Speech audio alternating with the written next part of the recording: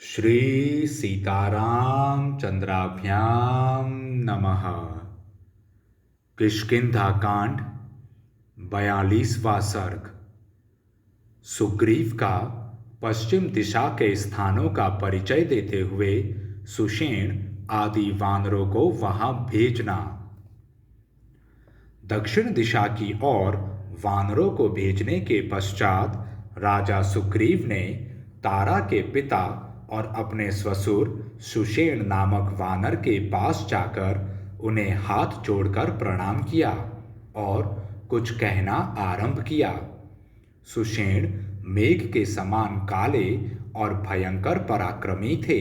उनके सिवा महर्षि मरीचि के पुत्र महाकपि अर्चिस्मान भी वहां उपस्थित थे, जो देवराज इंद्र के समान तेजस्वी तथा शूरवीर श्रेष्ठ वानरों से घिरे हुए थे। उनकी कांति विंतानंदन गरुण के समान थी। वे बुद्धि और पराक्रम से संपन्न थे। उनके अतिरिक्त मरीचि के पुत्र मारीच नाम वाले वानर भी थे, जो महाबली और अर्चिर्यमाल्य नाम से प्रसिद्ध थे। इनके सिवा और भी बहुत से ऋषि कुमार थे, जो वानर रूप में वहां विराजमान थे। सुषेण के साथ उन सबको सुग्रीव ने पश्चिम दिशा की ओर जाने की आज्ञा दी और कहा, कपिवीरों, आप सब लोग 2 लाख वानरों को साथ ले सुषेण जी की प्रधानता में पश्चिम को जाइए और विदेह नंदिनी सीता की खोज कीजिए। श्रेष्ठ वानरों सौराष्ट्र, बाहलिक और चंद्रचित्र आदि देशों, अन्य अन्य समृद्धिशाली एवं रमणीय जनपदों, बड़े बड़े नगरों तथा पुन्नाग, बकुल और उद्दालक आदि वृक्षों से भरे हुए कुक्षी देश में एवं केवड़े के वनों में सीता की खोज करो। पश्चिम की ओर बहने वाली शीतल जल से सुशोभित कल्याणमयी नदियों, तपस्वी जनों के वनों तथा दुर्गम पर्वतों में भी विदेह कुमारी का पता लगाओ। पश्चिम दिशा में प्रायः मरुभूमि है, अत्यंत ऊंची और ठंडी शिलाएं हैं तथा पर्वतमालाओं से घिरे हुए बहुत से दुर्गम प्रदेश हैं। उन सभी स्थानों में सीता की खोज करते हुए क्रमशः आगे बढ़कर पश्चिम समुद्र तक जाना और वहां के प्रत्येक स्थान का निरीक्षण करना। वानरों, समुद्र का जल तिमी नामक मत्स्यों तथा बड़े बड़े ग्राहों से भरा हुआ है, वहां सब और देखभाल करना।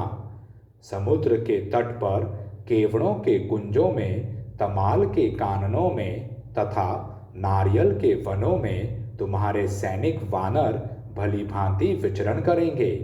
वहां तुम लोग सीता को खोजना और रावण के निवास स्थान का पता लगाना। समुद्र तटवर्ती पर्वतों और वनों में भी उन्हें ढूंढना चाहिए। मूर्वी पत्तन, मोरवी तथा रमणीय जटापुर में, अवंती तथा अंगलेपापुरी में, अलक्षित वन में और बड़े बड़े राष्ट्रों एवं नगरों में जहां तहां घूमकर पता लगाना। सिंधु नद और समुद्र के संगम पर सोमगिरी नामक एक महान पर्वत है, जिसके 100 शिखर हैं। वह पर्वत ऊंचे ऊंचे वृक्षों से भरा है। उसकी रमणीय चोटियों पर सिंह नामक पक्षी रहते हैं, जो तिमी नाम वाले विशालकाय मत्स्यों और हाथियों को भी अपने घोंसलों में उठा लाते हैं। सिंह नामक पक्षियों के उन घोंसलों में पहुंचकर उस पर्वत शिखर पर उपस्थित हुए जो हाथी हैं, वे उस पंखधारी सिंह से सम्मानित होने के कारण गर्व का अनुभव करते और मन ही मन संतुष्ट होते हैं।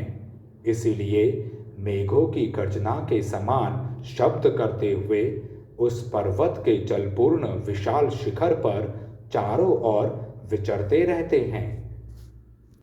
सोमगिरी का गगनचुंबी शिखर सुवर्णमय है। उसके ऊपर विचित्र वृक्ष शोभा पाते हैं। इच्छानुसार रूप धारण करने वाले वानरों को चाहिए कि वहाँ के सब स्थानों को शीघ्रतापूर्वक अच्छी तरह देख लें।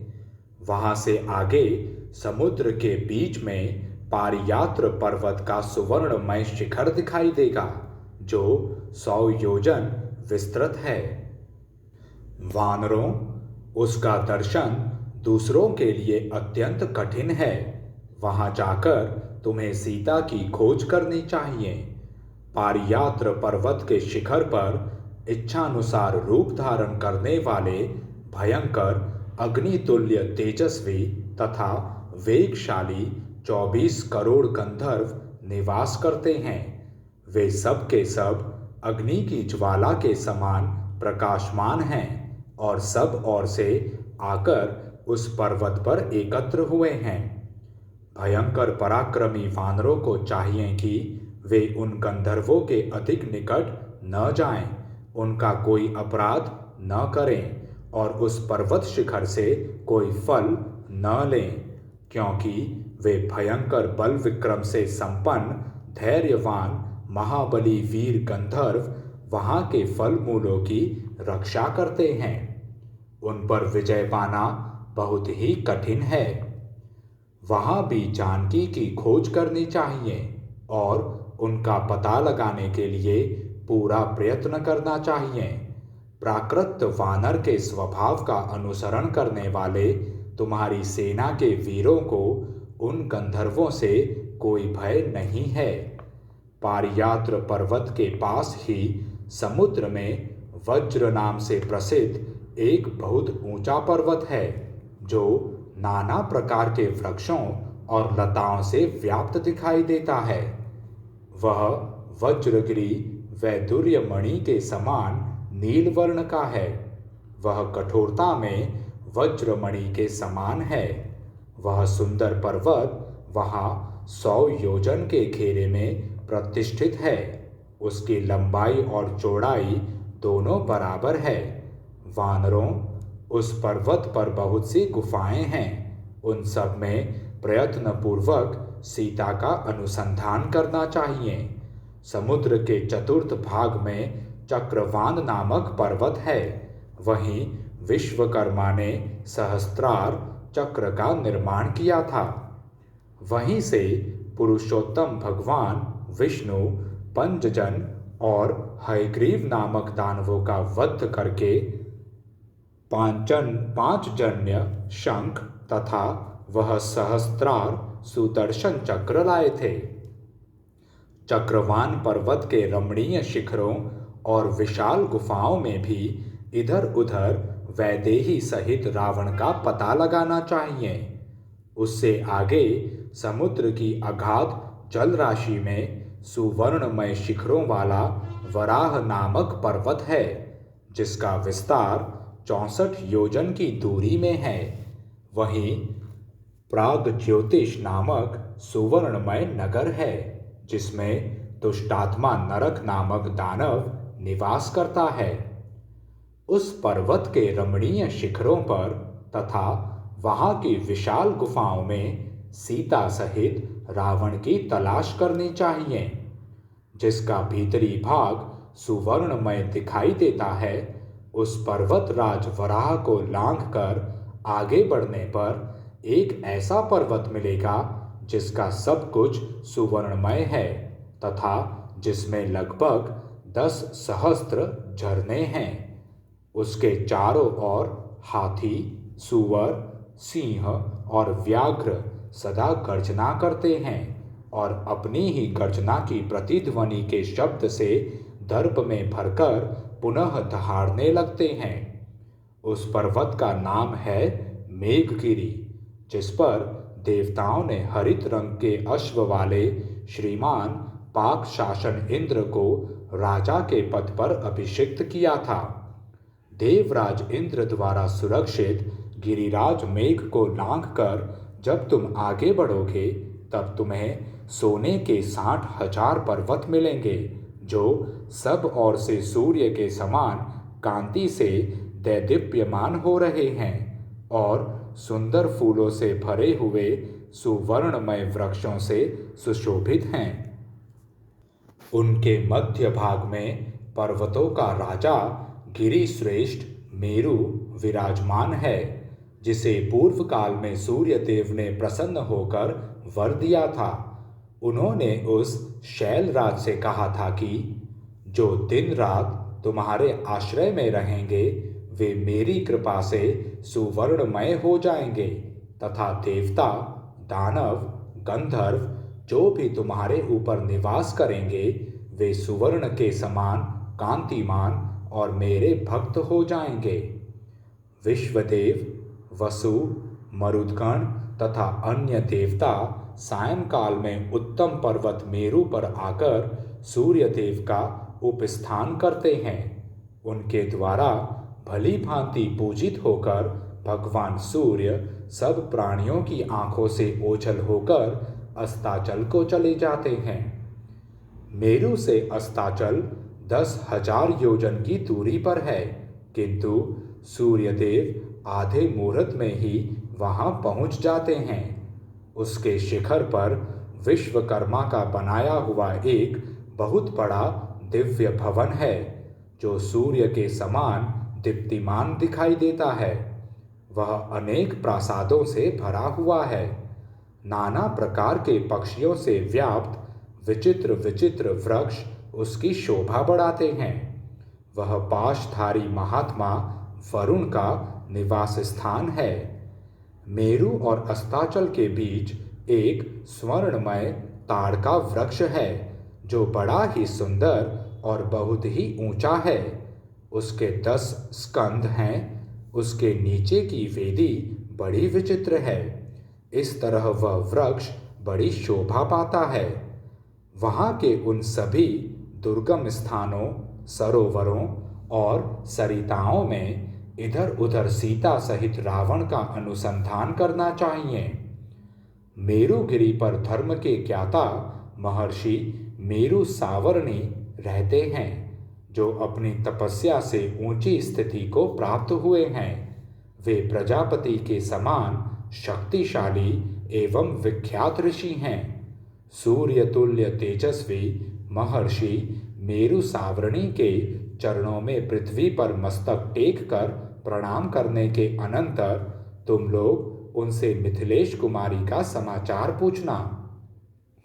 रात्रि के अंत में उदित हुए भगवान सूर्य जीव जगत के इन सभी स्थानों को अंधकार रहित एवं प्रकाशपूर्ण करके अंत में अस्ताचल को चले जाते हैं। वानर शिरोमणियों, पश्चिम दिशा में इतनी ही दूर तक वानर जा सकते हैं। उसके आगे न तो सूर्य का प्रकाश है और न किसी देश आदि की सीमा है। अतः वहाँ से आगे की भूमि के विषय में मुझे कोई जानकारी नहीं है। अस्ताचल तक जाकर रावण के स्थान और सीता का पता लगाओ तथा 1 मास पूर्ण होते ही यहाँ लौट आओ। 1 महीने से अधिक न ठहरना। जो ठहरेगा उसे मेरे हाथ से प्राण दंड मिलेगा। तुम लोगों के साथ मेरे पूजनीय ससुर जी भी जाएंगे। तुम सब लोग इनकी आज्ञा के अधीन रहकर इनकी सभी बातें ध्यान से सुनना, क्योंकि ये महाबाहु महाबली सुषेण जी मेरे ससुर एवं गुरुजन हैं। अतः तुम्हारे लिए भी गुरु की भांति ही आदरणीय है। तुम सब लोग भी बड़े पराक्रमी तथा कर्तव्य के निर्णय में प्रमाणभूत हो, तथापि इन्हें अपना प्रधान बनाकर तुम पश्चिम दिशा की देखभाल आरंभ करो। अमित तेजस्वी महाराज श्री राम की पत्नी का पता लग जाने पर हम कृतकृत्य हो जाएंगे, क्योंकि उन्होंने जो उपकार किया है उसका बदला इसी तरह चुक सकेगा। अतः इस कार्य के अनुकूल और भी जो कर्तव्य देश, काल और प्रयोजन से संबंध रखता हो उसका विचार करके आप लोग उसे भी करें। सुग्रीव की बातें अच्छी तरह सुनकर सुषेण आदि सब वानर उन वानर राज की अनुमति ले वरुण द्वारा सुरक्षित पश्चिम दिशा की ओर चल दिए। इस प्रकार श्री वाल्मीकि निर्मित आर्ष रामायण आदि काव्य के किष्किंधा कांड में 42वां सर्ग पूरा हुआ। जय श्री राम।